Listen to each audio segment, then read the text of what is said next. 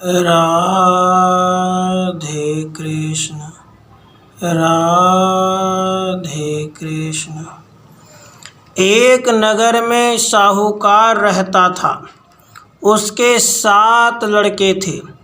एक दिन उसकी स्त्री खदान में मिट्टी खोदने के लिए गई और ज्यों ही उसने जाकर वहां कुदाली मारी, त्यों ही सेही के बच्चे कुदाल की चोट से सदा के लिए सो गए। इसके बाद उसने कुदाल को स्याहू के खून से सना देखा तो उसे सेह के बच्चे मर जाने का बड़ा दुख हुआ, परंतु वह विवश थी क्योंकि यह काम उससे अनजाने में हो गया था।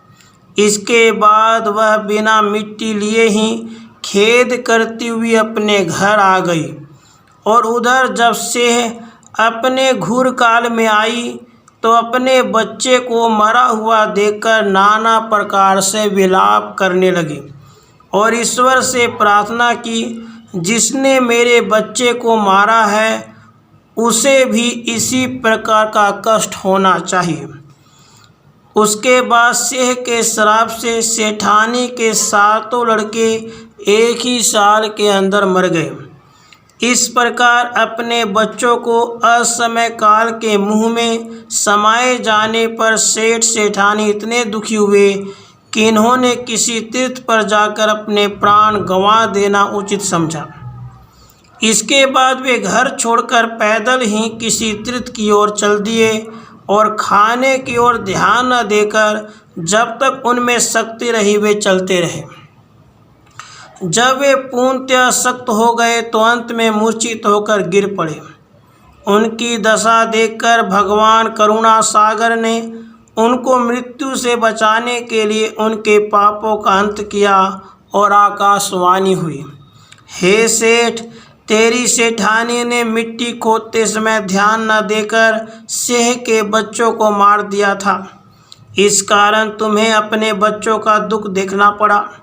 यदि अब पुनः घर जाकर तुम मन लगाकर गऊ की सेवा करोगे और अहोई माता अजगता देवी का विधि विधान से व्रत आरंभ कर प्राणियों पर दया रखते हुए स्वप्न में भी किसी को कष्ट नहीं दोगे तो तुम्हें भगवान की कृपा से पुनः संतान का सुख प्राप्त होगा।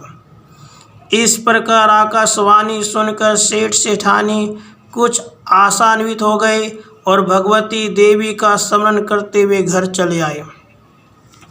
इसके बाद श्रद्धा भक्ति से न केवल अहोई माता के व्रत अपितु गौ माता की सेवा करना आरंभ कर दिया तथा जीवों पर दया भाव रखते हुए क्रोध और द्वेष का सर्वथा परित्याग कर दिया।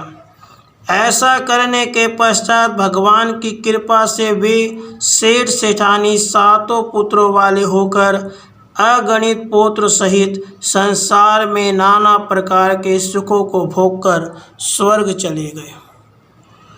राधे कृष्ण राधे कृष्ण।